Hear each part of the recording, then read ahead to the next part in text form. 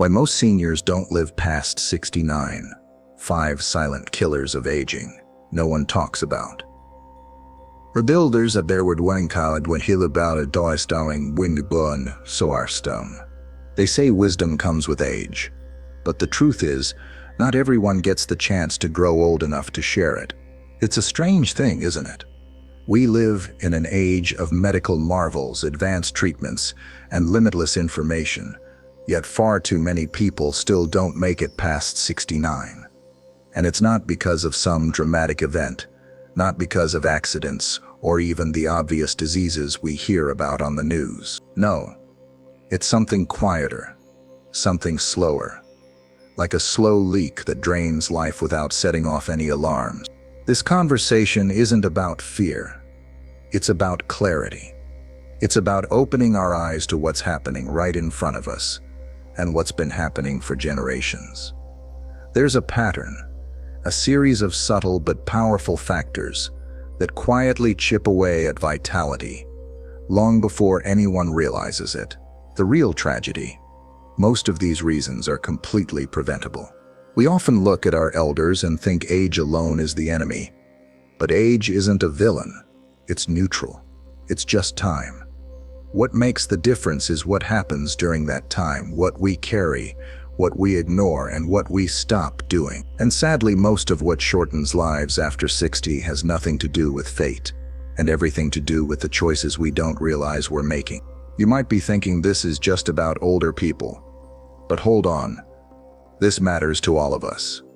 Whether you're caring for aging parents, stepping into your own later years, or just trying to live better now, what you'll hear today is something we all need to know. Because this is not about extending life just for the sake of more years on a calendar.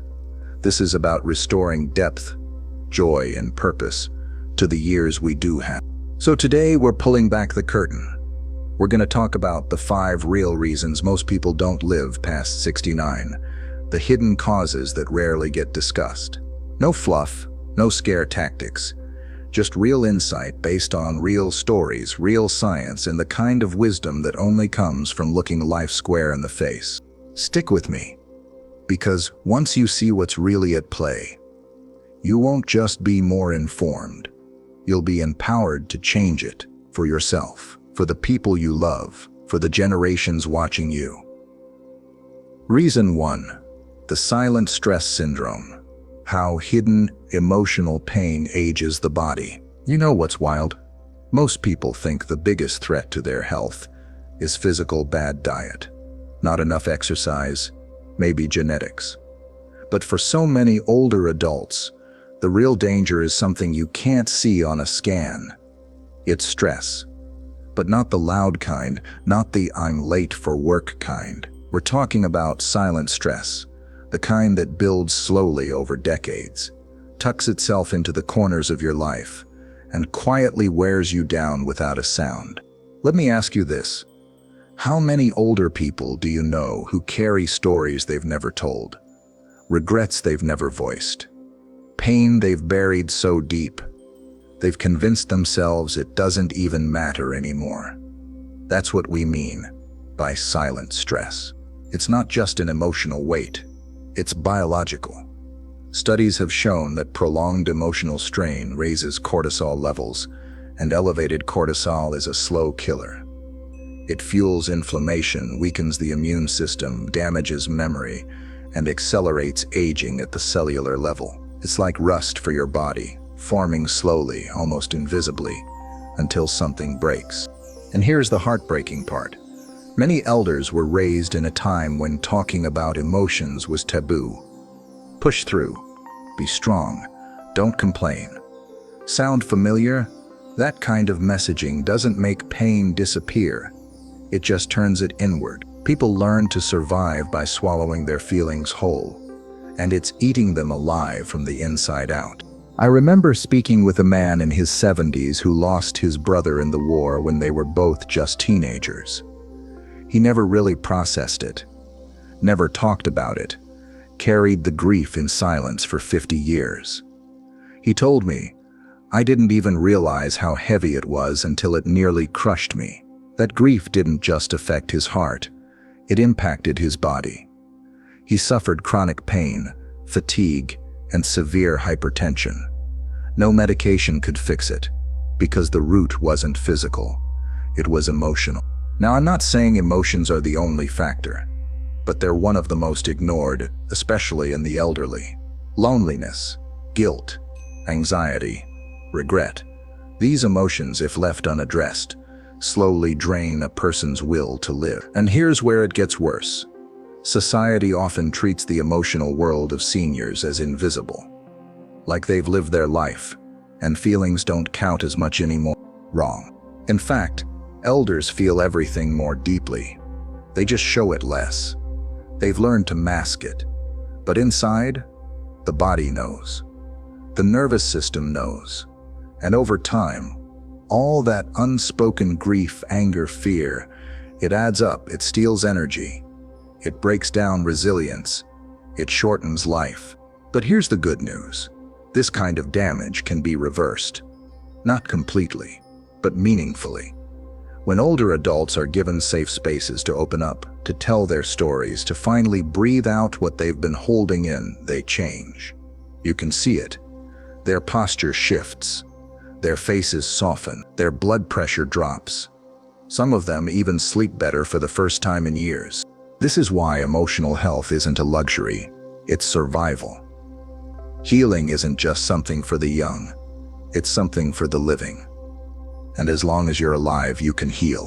So if you're in your later years, or if someone you love is, pay attention to the quiet stuff. The feelings no one talks about. The past that still hurts. The words that were never said. That's not just emotional work, it's life-saving work. It's the first real step to living past 69 and doing it with peace, instead of pain. Are you ready to look deeper into what's shortening lives, not with fear, but with clarity? Let's keep going. Reason 2. The movement myth. Why staying active isn't just about exercise. Here's something that might surprise you. Movement isn't just a way to stay in shape. It's a signal to your body that you still want to live. And yet, one of the most damaging myths we feed to older generations is that light walking, stretching here and there, or simply keeping busy is enough. That kind of advice, it's not just outdated, it's dangerous. The truth is, most seniors are moving far too little. And even when they are moving, they're not moving in the right ways. It's not about going to the gym or running marathons. This isn't a fitness pitch. This is about something far more important: life force. See, your muscles, your joints, your nervous system, they all respond to movement like it's medicine. When you challenge your body just enough, you signal to your brain, I still need this machine. Keep it running. And your body listens. It adapts. It strengthens. It protects you. But the opposite is also true. When your movement decreases, your body starts to shut things down. Muscle loss begins. Joints stiffen. Balance deteriorates. And most dangerously, confidence disappears. A lot of older adults don't talk about how afraid they are of falling, so they move less. They avoid stairs. They stop going outside when the sidewalk looks icy. And little by little, their world shrinks. It's not the fall that kills, it's the fear that comes before it. The slow retreat from life, the decision, often unconscious, to stop engaging. And once that momentum is gone, it's hard to get back. Not impossible, but hard. There's a woman I met in her 80s who practices martial arts. Not competitively, just in her living room. Simple kicks, squats, slow movements that require balance. She said, I don't do it to stay strong. I do it to remind myself that I can, and that's the key. She's not just exercising, she's reclaiming her agency. Modern retirement culture has sold a lie, that rest equals health. That leisure is the goal, but endless leisure without purpose becomes decay. The human body wasn't built for decades of sitting. It was built to carry, to lift, to push, to dance, to stretch. We don't stop moving because we grow old. We grow old because we stop moving. And here's something else no one talks about. Movement affects the brain.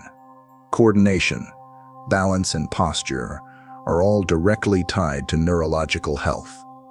When you challenge your body to move in new ways, even small, safe, simple ways, you're also strengthening your brain. You're keeping those neural pathways alive and firing. You don't need fancy gear or gym memberships. You need intention. You need to stand up from the chair you've been sitting in too long and just move arms, legs, spine, whatever you've got.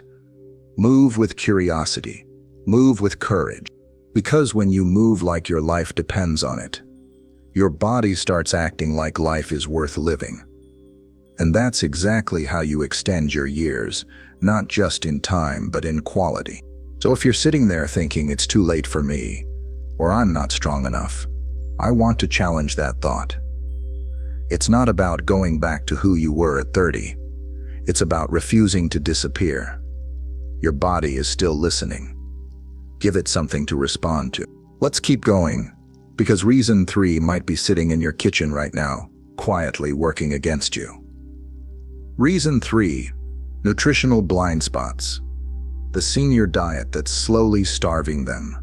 If you've ever peeked into the kitchen of someone over 65, you might see something that looks healthy on the surface. A simple sandwich, a glass of juice, maybe a bowl of cereal. It seems fine, right? But look closer, because what's often hiding in plain sight is one of the most overlooked causes of early decline: nutritional poverty in disguise. Here's the truth. Most seniors aren't eating wrong in the traditional sense. They're just not eating enough of what actually matters.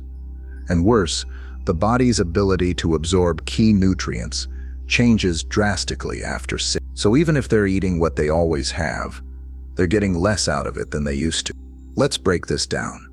As we age, digestion slows, stomach acid production drops, and absorption in the gut becomes less efficient.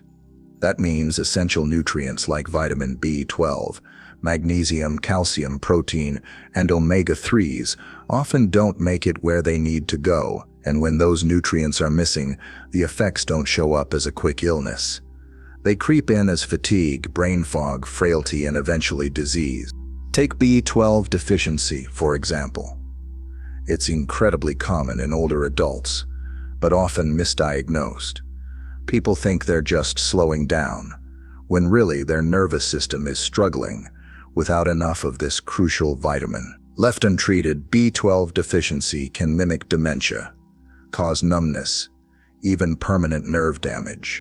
Then there's protein, a major one. Many seniors eat far too little of it. Somewhere along the line they were told that eating light was better. But muscle mass naturally declines with age, and without enough protein, the body can't rebuild. The result? Weakness, falls, slower recovery from illness, and less ability to fight off infections. You don't need to be a bodybuilder, but you do need enough fuel to hold yourself up, literally. And let's not forget about hydration. Older adults often feel less thirsty, so they don't drink enough water. But dehydration doesn't just lead to dry skin, it messes with blood pressure, kidney function, and cognitive clarity. Ever see a senior suddenly confused, tired, or dizzy? Sometimes it's not a medical emergency. Sometimes it's dehydration.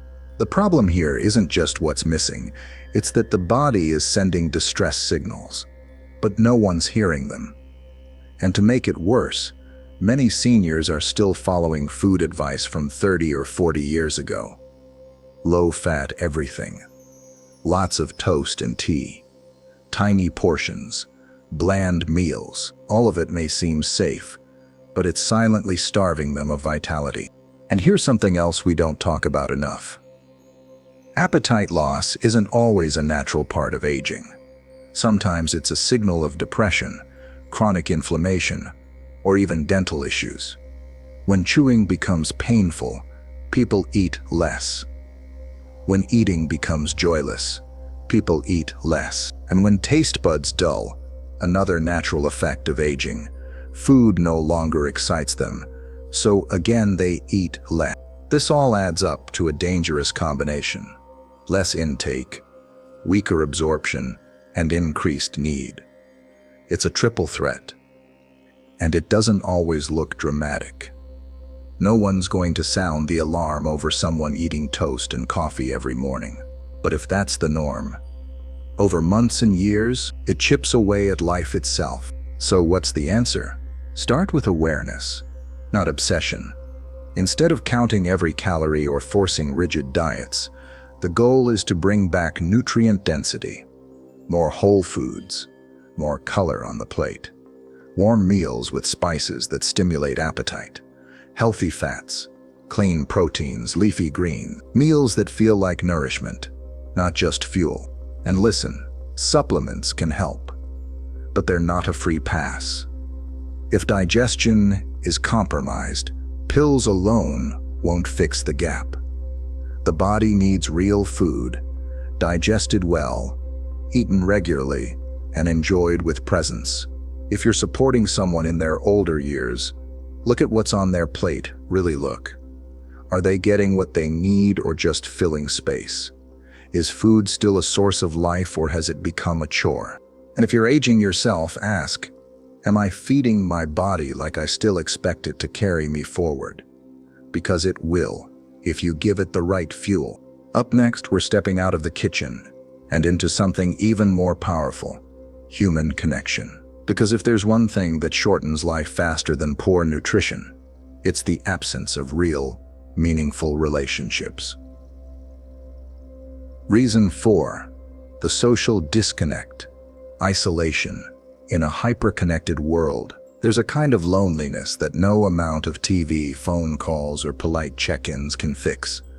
It's the kind that settles deep in the bones, the kind that makes life feel smaller, colder, and more distant with each passing year. And for millions of seniors, this is the reality they wake up to every day. Here's the cruel irony. We live in the most connected time in human history. We can reach anyone, anywhere, at any time. But somehow, older adults are more isolated than ever. Not because they don't have a phone, not because they don't know how to text, but because real connection, human, emotional, present connection, has slowly vanished from their daily lives.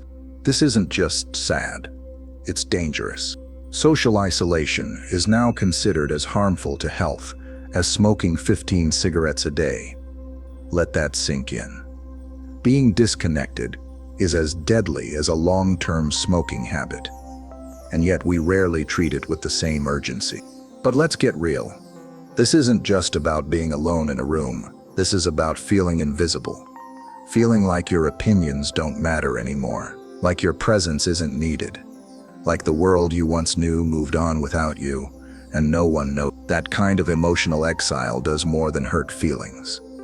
It erodes willpower. It depresses the immune system. It shortens life expectancy. You see, we're wired for connection. Our nervous systems literally regulate themselves through social interaction. When we're around others, especially those we trust, our heart rate stabilizes, our cortisol drops, our brain chemistry shifts toward calm and alertness. But when we're alone too much, the opposite happens. Chronic stress, sleep issues, mood swings, even physical pain increase.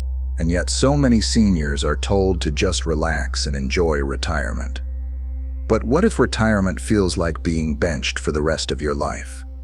What if your job was your main source of purpose and connection, and suddenly it's gone? Too many people retire from their work and accidentally retire from life. The days get quieter. The phone rings less. Holidays feel different. Friends move away or pass away. Children get busy. And slowly, without meaning to, they start withdrawing. They stop initiating plans. They stop being seen, until one day, they can't remember the last time someone really looked at them. Not just glanced, but saw them. Let me tell you, that kind of emotional starvation, it kills faster than we like to admit. But it doesn't have to be this way. And it shouldn't be. Some of the longest living populations on Earth share one major thing in common: strong, tight-knit communities. We're talking about places like Okinawa, Japan, and the Nicoya Peninsula in Costa Rica. In these regions, elders are not just respected, they're needed. They live with family, cook together, garden together, walk together. They have a role, a voice, a rhythm that includes others. And that inclusion, that's medicine. Compare that to how we treat aging in the modern West. We separate, we downsize, we move elders into facilities and call it independence, when often it feels more like exile. It's no wonder life expectancy stalls or drops, not because people are sick, but because they no longer feel like they belong. But here's the good news. This is fixable. It starts with rebuilding real connections. Not just scheduled visits or surface-level chats, but deep, honest, present-time interactions. Listening, sharing stories, asking questions like you actually want to hear the answers. And sometimes, the most healing connection doesn't come from peers. It comes from younger generations.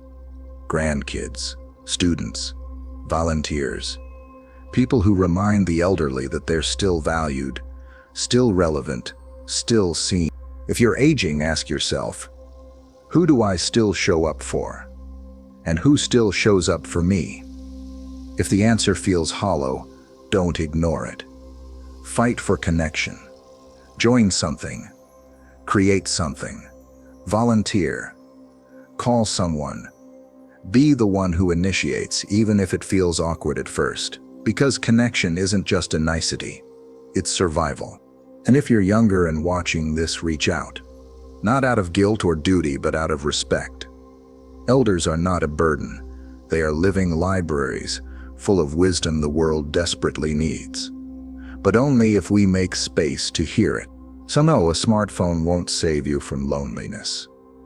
Neither will scrolling, or liking, or texting once a month. What saves us, what heals us, is presence. It's the experience of being truly with someone, even if just for a little while. Because at the end of life, no one ever says, I wish I'd spent more time alone. They say, I wish I'd stayed closer to the people I loved. Now let's explore the final piece of this puzzle. A reason that starts not in the body or heart, but in the mind. Because when mental engagement dies, the rest of us tends to follow. Reason 5. The passive mind problem. When curiosity dies, the body follows. You've probably heard the phrase, use it or lose it. Most people think that's about muscles, but it applies just as much to the mind. And here's something most folks never see coming. The mental retirement that sneaks in way before any real cognitive decline. It starts subtly. A person retires from work. Then maybe they stop learning new things. They don't bother with new technology or feel overwhelmed by how fast the world is changing. They stick to the same TV shows, the same daily routine, the same people. Day in, day out, life becomes a loop, and the brain stops stretching. And when the brain stops stretching, it starts shrinking. That's not just a poetic metaphor, it's neuroscience. Your brain is made to grow through novelty. It craves challenge, variety, newness. When you stop exposing it to unfamiliar situations, when you stop pushing yourself to learn, adapt, engage, those neural pathways go quiet. Slowly, the brain becomes more rigid, less responsive, memory fades, motivation wanes, and eventually cognition begins to slide. But this doesn't happen overnight. It's gradual. So gradual, in fact, that most people don't even notice until it's well underway. One day you just forget a word. The next you can't remember where you put your keys. Soon it becomes harder to focus. Reading feels like work. Conversations feel exhausting. So you pull back a little more. And the more passive the mind becomes, the more life loses its spark. But here's what's critical to understand. This isn't just aging. It's disengagement. And it's a choice, one that we make, often unconsciously, when we stop feeding our curiosity. Now let's be clear. This has nothing to do with intelligence. Some of the sharpest people lose their edge, not because they weren't smart, but because they stopped being curious. They stopped being beginners. And being a beginner, that's one of the healthiest, most life-giving mental states a person can be in. In fact, studies show that learning something new, especially something that challenges both body and mind, like music, languages, or complex hobbies, can literally regrow neural connections in the aging brain. It strengthens memory, boosts mood, and increases the brain's ability to adapt. That's neuroplasticity. And it doesn't disappear with age, but it does require effort. And here's the beautiful part. It's never too late. There are seniors learning to code in their 70s, grandparents picking up photography, taking dance classes, studying astronomy. One man I met started painting at 83. Never held a brush before. He said, "Every time I try something new, I remember what it feels like to be alive." That's not fluff. That's science in motion. That's the brain waking up. And it doesn't have to be academic or artistic. Mental engagement can come from mentoring, storytelling, volunteering, or even puzzles and games. The goal isn't perfection. It's participation. It's about staying in life, not just watching it pass by. But here's the catch. The world doesn't often encourage elders to stay curious. We box them into routines. We assume they want peace and quiet, not stimulation. We hand them crossword puzzles and call it cognitive care, when what they really need is challenge, risk, excitement, even a little discomfort. Because comfort, as nice as it sounds, is a trap. And if you're not careful, it becomes the cage that keeps your brain small. So if you're getting older, and let's be honest, we all are, don't retire your mind. Keep asking questions. Keep trying new things. Let yourself look foolish. Be terrible at something on purpose. Laugh at how bad you are, then keep going. Because every time you step into that beginner's mindset, you're telling your brain, "I'm still here. I still want to grow." And if you love someone who's aging, don't just give them quiet time and easy routines.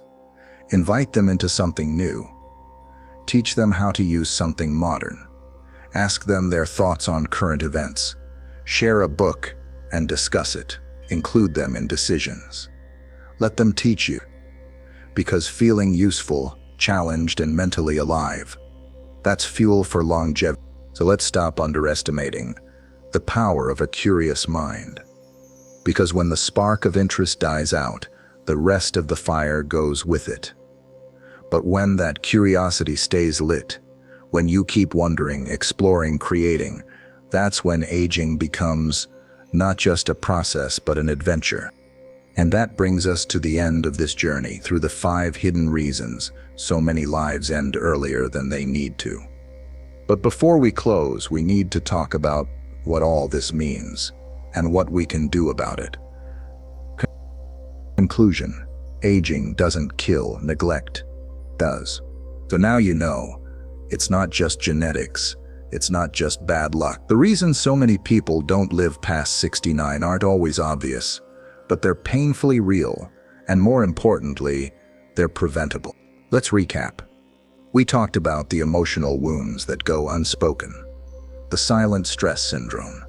We saw how a lack of meaningful movement sends a signal to the body that life is winding down.